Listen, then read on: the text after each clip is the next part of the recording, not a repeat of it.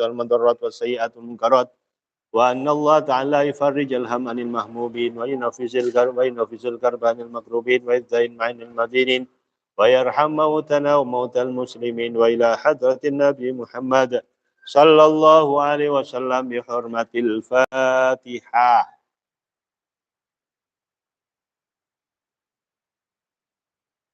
Bismillahirrahmanirrahim. Nawaitu ta'alluma wa ta'lima wa tadhakkura wa tadhkira wa naf'ah wal intifa'ah wal ifadah wal istifadah wal hasa ala tamasuki bi kitabillah wa sunnati rasulihi sallallahu alaihi wasallam wa du'a ilal huda والدلالة على الخير ابتغاء مرضاته وقربه وثوابه سبحانه وتعالى ربي زدني علما ووسع لي في رزقي وبارك لي فيما رزقتني واجعلني محبوبا في قلوب عبادك وعزيزا في عيونهم waj'alni wajihan fid dunya wal akhirah wa minal muqarrabin ya katsiran nawal wa ya hasanal fi'al wa ya qa'iman bila zawal ya mubti'an bila mithal walakal hamdu walakal minnatu walakal syarafu ala kulli hal. Bismillahirrahmanirrahim. La ilaha illallah al-mawjud fi kulli zaman. La ilaha illallah al-ma'bud fi kulli makan. La ilaha illallah al-madhkur bi kulli lisan. La ilaha illallah al-ma'rufu bil ihsan. La ilaha illallah kulla yaumin huwa fi syan. La ilaha illallah al-aman min zawalil iman wa min fitnati syaitan. Ya qadimal ihsan kam laka alaina min ihsan ihsanukal qadim. Ya Hannan ya Mannan ya Rahim, ya Rahman, ya Ghafur, ya Ghaffar, ighfir lana warhamna, wa anta khairur rahimin, wa sallallahu ala sayyidina Muhammadin, wa ala alihi, wa sahbihi, wa baraka wa salam, walhamdulillahi rabbil alamin. Al-Fatihah. Bismillah, masyaallah, la yasukul khaira illallah. Bismillah, masyaallah, la yasrifu su'a illallah. Bismillah, masyaallah, ma kana fi ni'matin faminallah. Bismillah, masyaallah, la haula wa la quwata illa billah. Allahumma salli wa sallim ala sayyidina Muhammadin wa ala alihi wa ashabihi ajma'in. Qalu subhanaka la ilma lana illa ma 'allamtana innaka antal alimul hakim. Qala rabbi shrah li sadri wa yassir li amri wahlul 'uqdatam min lisani yafqahu qawli. Radina billahi rabba wa bil islami dina wa bi Muhammadin sallallahu alaihi wasallam nabiyyan wa rasula amma ba'du. Dibuka halaman 27.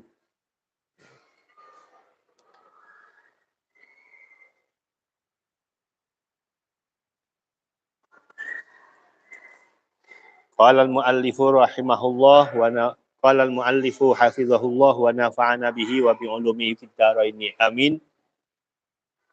Ila angqal mu'natu talabil ilmi. Bondone nyupri ilmu. Bekal menuntut ilmu.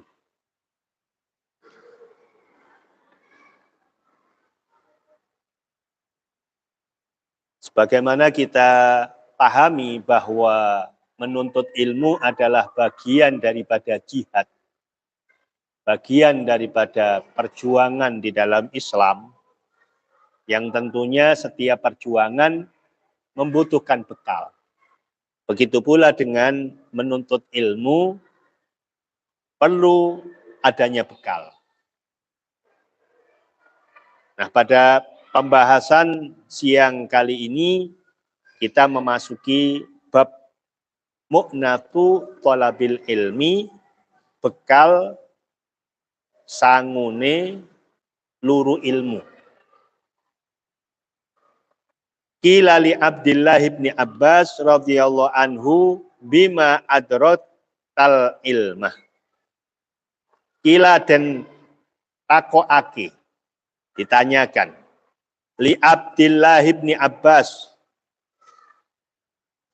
marang Sayyidina Abdullah bin Abbas radhiyallahu anhu. Mugi ridho sapa Allah anhu saking Sayyidina Abdullah bin Abbas. Bima kelawan opo adrokta merkoleh sapa sira al ilma ing ilmu.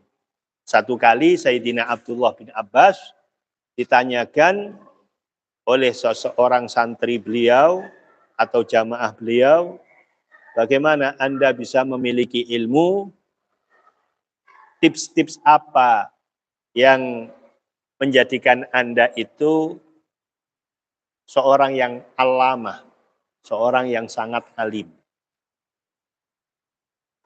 Perlu diketahui bahwa Sayyidina Abdullah bin Abbas ini adalah adik sepupu baginda Rasul Muhammad Shallallahu Alaihi Wasallam. Karena Sayyidina Abbas, ayahanda dari Sayyidina Abdullah, itu pamanda Kanjeng Nabi. Paman Kanjeng Nabi. Jadi Sayyidina Abbas dengan Sayyidina Abdullah, romonipun Kanjeng Nabi itu satu saudara.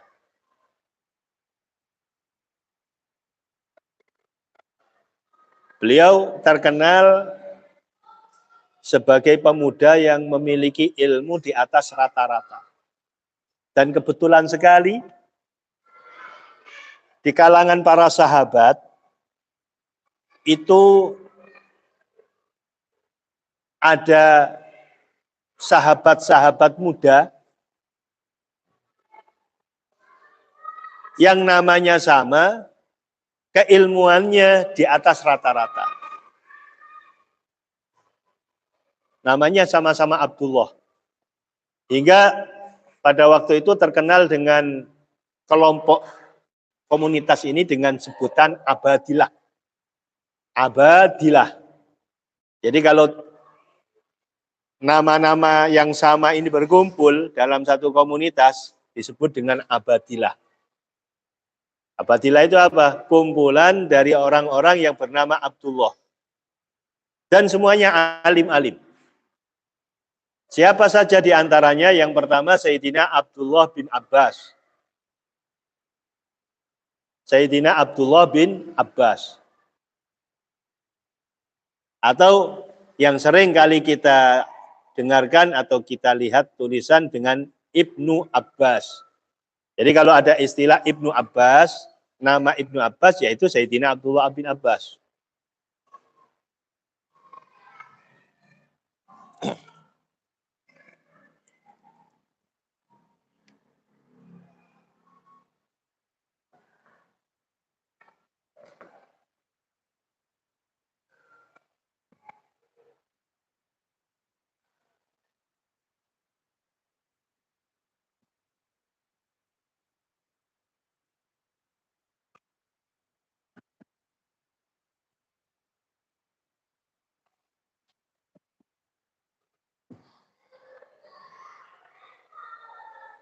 Yang kedua, Sayyidina Abdullah bin Umar. Atau disebut dengan Ibnu Umar. Yang ketiga, Sayyidina Abdullah bin Mas'ud. Ibnu Mas'ud.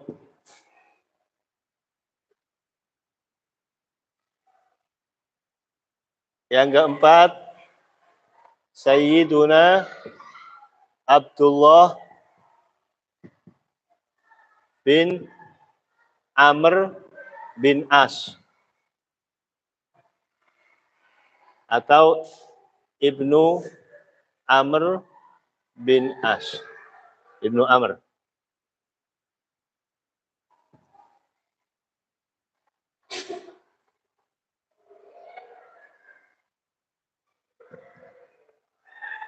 Ini jagoan muda di kalangan para sahabat. Abdullah bin Abbas, Abdullah bin Umar, Abdullah bin Mas'ud, Abdullah bin Amr bin As.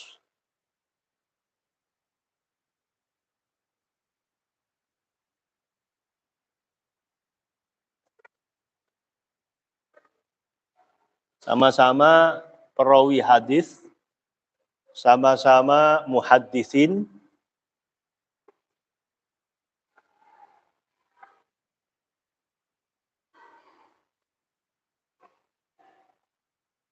Ketika zamannya Sayyidina Umar, ketika beliau menjadi khalifah, maka pemuda-pemuda yang disebut dengan Abadilah ini oleh beliau dijadikan sebagai penasehat.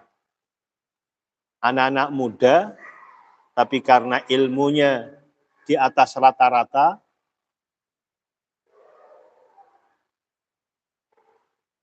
diangkat mereka menjadi penasehat khalifah. Nah, memang harusnya demikian.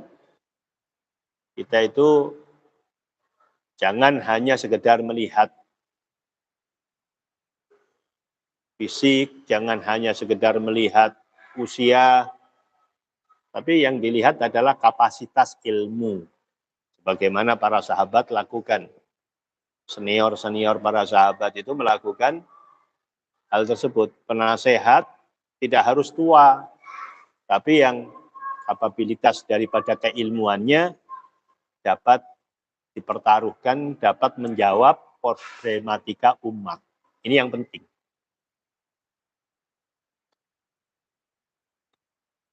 Nah, Sayyidina Abdullah bin Abbas pernah ditanyakan, bima adroktal ilmah. Dari mana Anda bisa memperoleh ilmu itu dari mana? Bekal apa yang Anda miliki? Maka beliau memberikan tips itu. Yang pertama, bilisanin sa'ulin. Lisan yang suka bertanya. Jadi jangan diam kalau ada pertanyaan yang sekiranya dibutuhkan untuk memberi tambahan ilmu, tanya. Bilisanin sa'ul. Lisan sa'ul kang seneng takon. Tanya, konsultasi banyak. Tapi nanti ya juga demikian, tentang konsultasi terhadap guru, itu ada waktu, ada etika, sebagaimana yang sudah disampaikan di dalam kitab Ta'limul Muta'alim. Di sana kita sudah diberi pemahaman bagaimana cara bertanya. Di dalam Bidayatul Hidayah juga demikian. Imam Ghazali juga memberikan tips-tips cara untuk bertanya kepada guru. Waktunya kapan? Ini etika.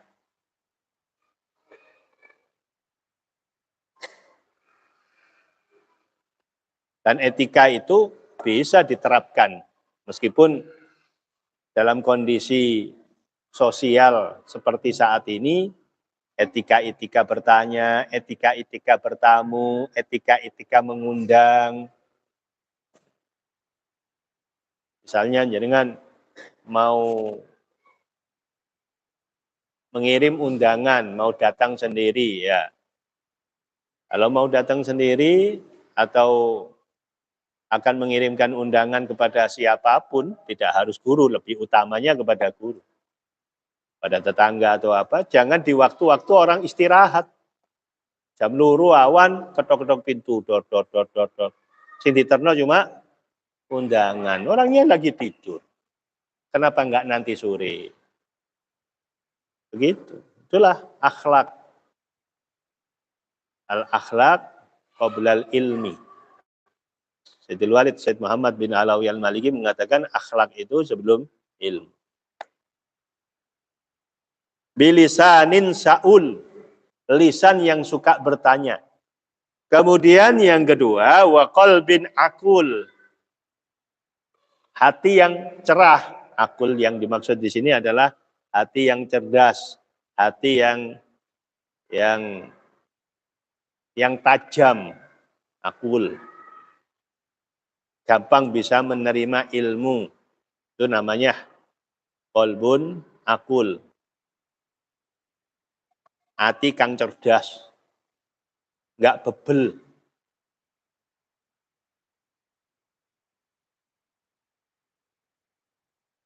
Hati yang siap menerima ilmu. Kadang-kala kan ada hati itu enggak siap menerima terhadap ilmu. Kenapa? Karena hatinya tidak ada iktikat. Malam ya'takid lam yantahu.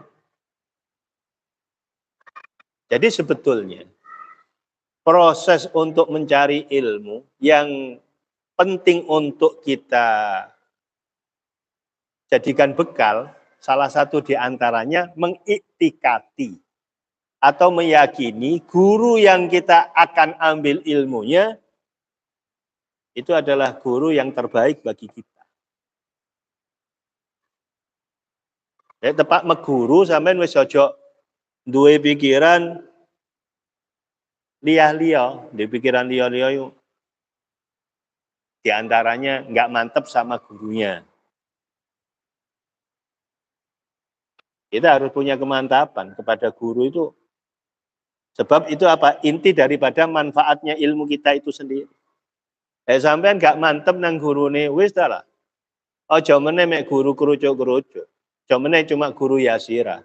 Syekh Abdul Qadir Jilani muruk sampean, tapi lek sampean iku gak mantep nang Syekh Abdul Qadir Jilani, gak masuk. Mungkin ini yang perlu ditoto hati ini dhisik. Ya sampean gak iso noto hati atau murid-murid kita belum bisa menata hatinya, wis lah. Mondok pirang tahun gak bisa. Iya, ilmu itu cuma hanya bisa lewat tanpa bisa mengamalkan. Jadi tandanya ilmu yang tidak bermanfaat, tandanya ilmu yang tidak bermanfaat ketika Anda itu mengaji cuma tahu tanpa bisa mengamalkan. Ngerti tapi gak iso ngamalno, itu gak manfaat berarti ilmu. Loh apa kok gak manfaat? Yaitu tadi iktikatnya kurang. Kurang duwe iktikat. Dan itu semuanya kembali kepada hati. Wa qalbin akul. Selanjutnya wakafun badul. Delamaan tangan, kaf itu ini namanya al-kafu, tangan. Badul kang seneng mewehi. Sampe ini kudu seneng sedekah. Itu maksudnya. Sampe nek kepingin duwe ilmu manfaat, duwe ilmu terus senantiasa tambah, sampe ojo medit-medit.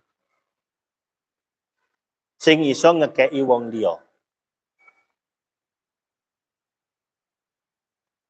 Sedekahilah ilmu Anda dengan pemberian Anda.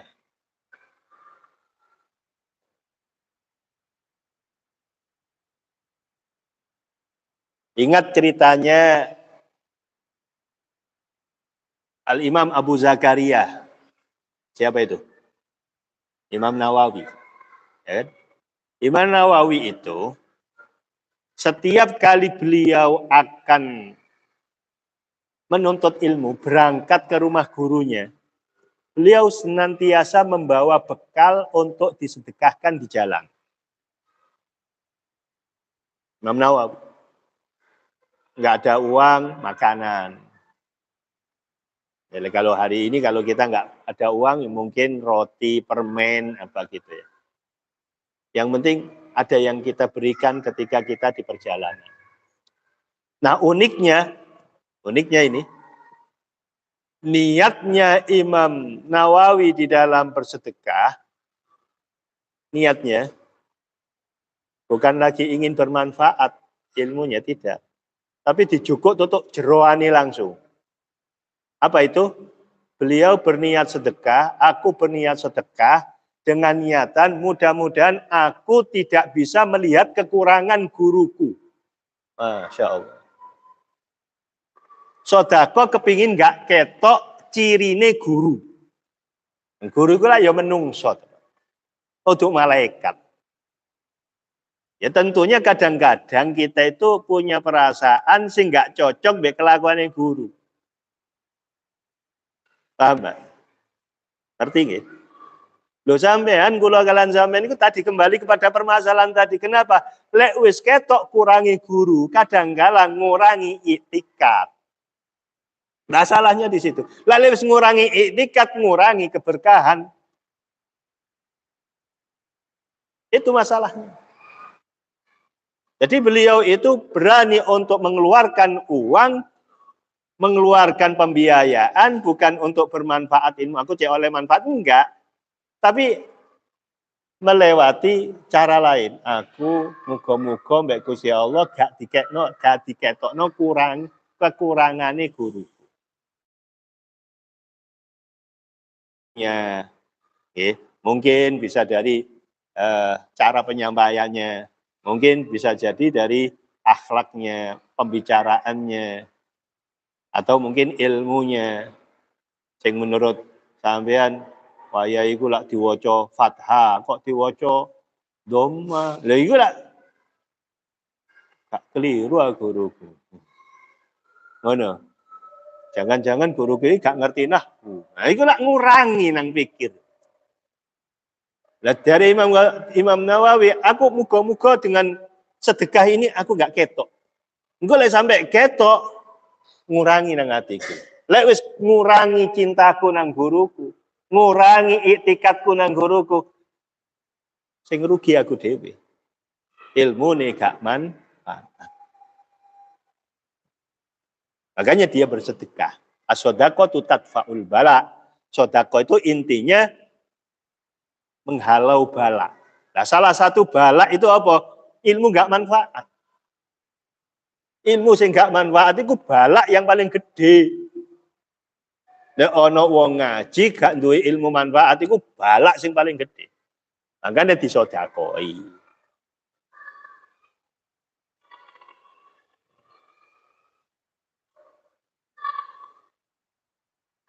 Jadi tipsnya Sayyiduna Al-Imam Abdullah bin Abbas agar memperoleh ilmu yang bermanfaat, yang pertama adalah lisanun sa'ul, lisan yang senantiasa bertanya.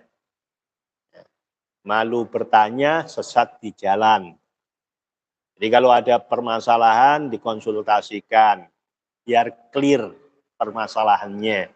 Yang kedua, qalbun akul atau qalbin akul, hati yang cerdas, yang mampu menangkap segala ilmu yang diberikan. Ya, kecerdasan hati itu sangat terkait dengan kebersihan hati itu sendiri. Semakin hati itu bersih, maka semakin cerdas. Semakin hati itu baik, maka semakin mudah untuk menerima ilmu. Nah, kebersihan hati itu terkait dengan dosa. Jadi lah kalau hati itu bersih berarti resek-resek wis gak nempel no atine. Resek sikap-sikap buruk itu. Seperti takabur, sum'ah, sombong, iri, dengki, itu resek, sampahnya hati. Hilangkan sampah itu, maka kita akan mudah menerima ilmu. Dan yang ketiga adalah kafun atau kafin badul, suka memberi, suka bersedekah. Karena sedekah itu intinya adalah tadfa'ul bala. Katakan yang Nabi, as-shadaqatu tadfa'ul bala. Sedekah itu inti dan maksud tujuannya salah satu diantaranya adalah menghalau bala, menghalau musibah. Dan musibah paling besar dalam kehidupan santri, musibah paling besar dalam kehidupan umat Islam, yaitu tidak adanya ilmu yang bermanfaat.